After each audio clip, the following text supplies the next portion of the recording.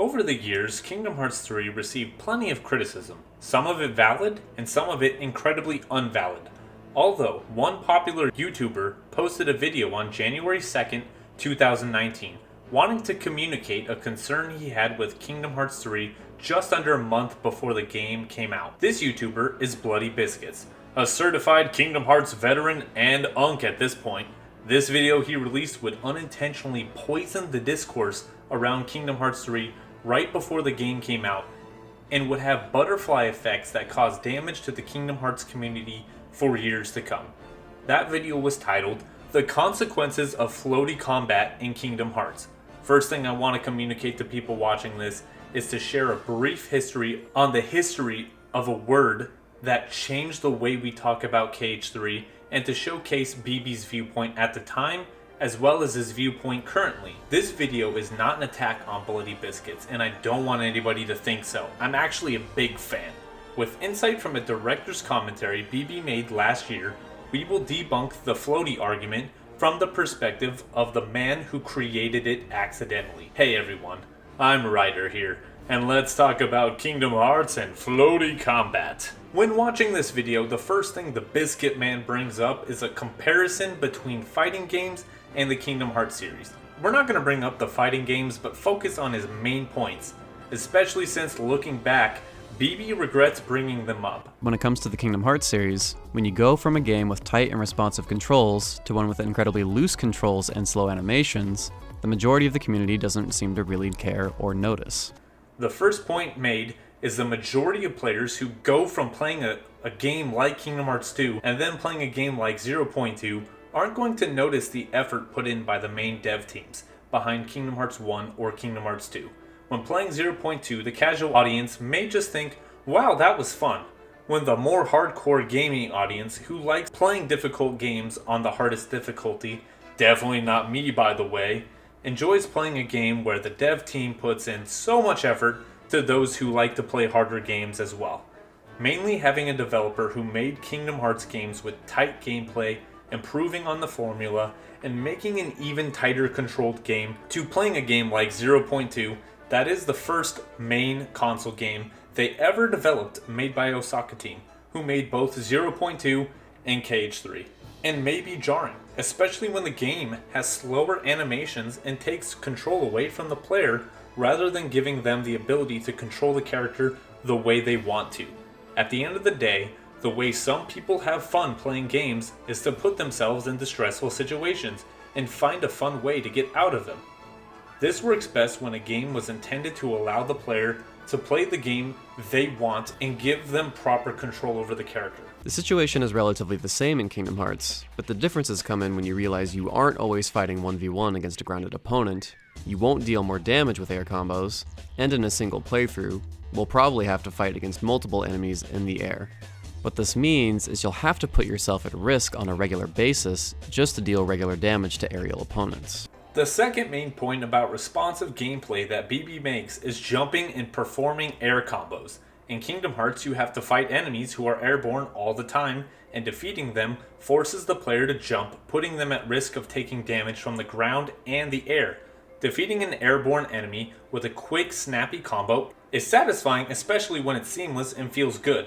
BB makes the point that most Osaka games at the time felt slow and didn't focus on combos as much as gimmicks from the game such as command wheels and shot locks, and in return made the game feel less satisfying to play. Now it's important to state that Bloody Bizkits and myself aren't saying that enjoying a game with a different playstyle is a crime, but rather Osaka, who made Kingdom Hearts games for handheld titles mostly, make games that feel slow and don't allow combos to pack the punch that they did before. Now, Kh3 has come a long way with satisfying combos and has plenty of moments where dealing damage and having fast and satisfying damage feels good. We do need to remember when the game came out, its moveset was slow and unsatisfying to the general audience, even giving players this insanely slow finisher move called Magic Flash. These days we have the updated finisher that packs a punch as well as having fast animations that allows me the player to quickly make my next move in the battle and prepare for my next combo. Thank God for the 1.09 patch, by the way. To make combos even more seamless, you have the ability to air step in after a combo or after defeating an enemy to keep your momentum going. This was always in the game and helps the pacing a lot. I'm very happy that Kh3 did come around after Remind, and I'm very excited to see where Osaka goes next with Kingdom Hearts 4. Now, this is a good time to mention discourse in the comments. I realize this type of video tends to set people off. To the group of people who hate Kingdom Hearts 3 so badly, this video isn't necessarily for you. It's for the people who enjoy the game, or even love it, and want to see Kingdom Hearts 4 be the best game possible. You can talk about your thoughts on the floaty epidemic and whether or not you agree with the points made in my and BB's videos. Please refrain from using words like bad without a proper explanation. On another note, if you've been enjoying this video this far, please leave a like and consider subscribing, as it's very helpful to me to let me know what type of videos you all enjoy. It helps a lot. Thanks. Now, here's where we get to the good stuff. The finishers don't pack a punch. I feel like it's my fault. I feel like it's my fault. Why did I do this? Why did I call it? Why did I do this? Why did I do this? Why did I say floaty? Why did I do this? I am the poster child of floaty combat. I shouldn't have done this. This is my fault. This is the moment where BB took a genuine critique and accidentally became the Oppenheimer of the Kingdom Hearts fanbase. He then said the word, the F word, the FLOATY word.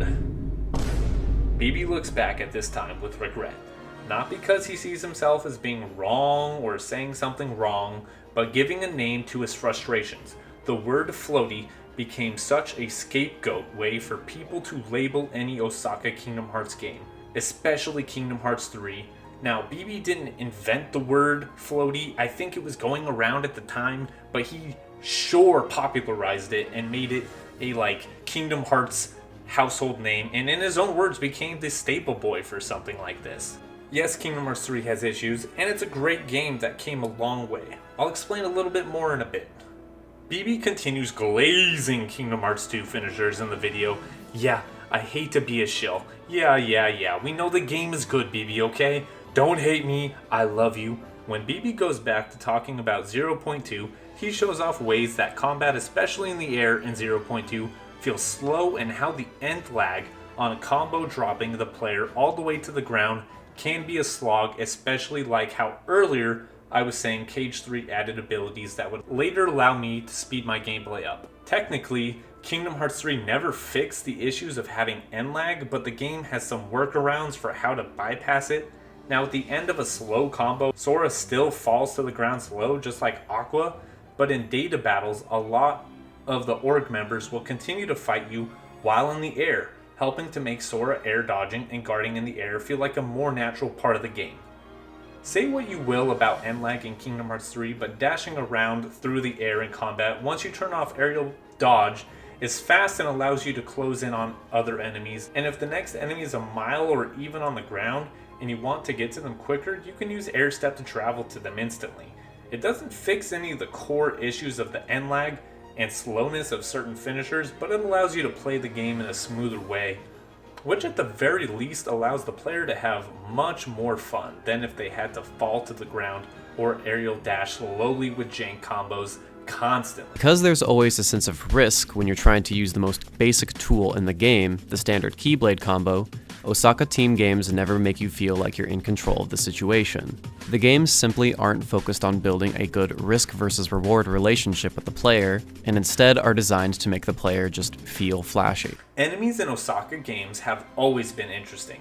I remember fighting nobodies in Kingdom Hearts 3 for the first time and thinking, man, something's off. That thing that was off was Stagger. Now, with so many enemies on screen at one time, and with all of the ways that Sora can absolutely obliterate enemies in Kh3, which are over 50 different screen wiping commands, including magic, limits, summons, shot locks, and transformation finishers. If every enemy staggered, it would probably make the game too easy. Now, in circumstances like this, simply attacking enemies with combos becomes the worst way to handle them, forcing you to play the game the way the game devs want you to play, which is totally okay and all when Kh3 is a fun game. It just makes the Keyblade being the main weapon of the game the weakest part in Sora's arsenal, unless he pulls out one of these bombs, at least before they added these extra abilities. One last thing I'll mention from the gameplay side is another mistake that BB makes when talking about gameplay in the air. He mistakes being in the air too long, or a character being floaty, as a mistake, and not the fact that the character isn't responsive enough in Osaka titles. You can also use items in midair, an option we didn't have in previous games. The problem though is that this solution to the floaty problem is just a stopgate. Giving the player more options in the air doesn't remove floatiness, in fact it just keeps you in the air even longer than— Don't say that. It's not about how long you're in the air. It's about how responsive it feels when you do an action. When you do one action, how long does it take for me to get to the next action? Does it feel good? Does it feel fair? Putting the emphasis away from the gameplay and putting it on the word floaty, a word that was created to vent frustration with slow, unresponsive movement, creates an atmosphere where viewers' biggest takeaway is being in the air for too long is a problem, which isn't necessarily true. It may seem more natural for Sora to be on the ground doing combos, but as long as the gameplay is fast and responsive and not floaty, the game will be fun. That should be Osaka's biggest takeaway when making Kingdom Hearts 4, to give players the option to play how they want, whether that's fast pace or at a slower pace. It's also important to allow the player to have other gameplay options that they choose at any point, and not just allow the player to spam screen nukes at any given point.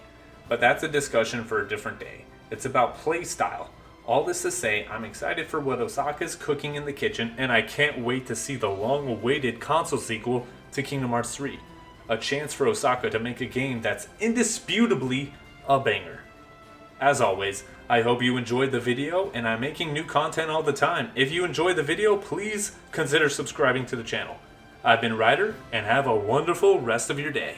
No, all I really want is to be able to control my character to the best of my abilities. There it is. There it is. Yes, we finally got there.